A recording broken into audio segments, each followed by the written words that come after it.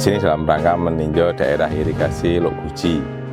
Ini memang daerah irigasi yang sudah dibangun tahun 2004 sampai dengan sekarang. Ada beberapa permasalahan yang kemarin tanah dan lainnya. Hari ini kita akan menyelesaikan 3 ruas, nanti ruas yang di sebelah kanan, terus yang bawah dan sebelah kiri. Jadi kita akan tuntaskan, mungkin kita akan pilih daerah irigasi yang benar-benar daerah permukaan, bukan daerah irigasi yang rawa. Tadi kita bisa nambah yang jelas saja, kita bisa nambah sekitar 1.100, yang bawah tadi 700, yang sini 400, 1.100 itu akan kita kerjakan 2026 sama 2027, jadi tuntas. Harapan kami dengan adanya ini, masyarakat khususnya di Aceh Barat ini petani bisa meningkat.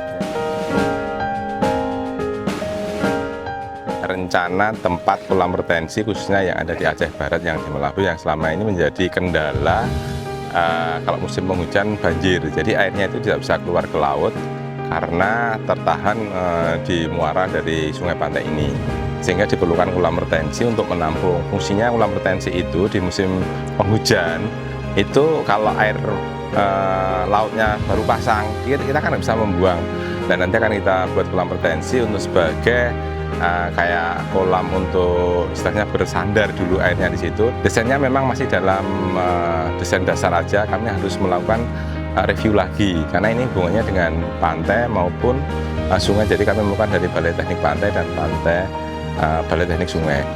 Terkait kolam retensi ini, nanti review desain, beliau akan turunkan tim teknis kemari secara khusus, dan beliau juga menyarankan kita untuk melihat yang sudah beliau bangun di Jogja. Insya Allah akan segera kami ke sana, dan kalau ini jadi nanti kolam retensi bukan hanya mengatasi banjir, tapi juga menjadi objek wisata yang sangat bagus sekali ini.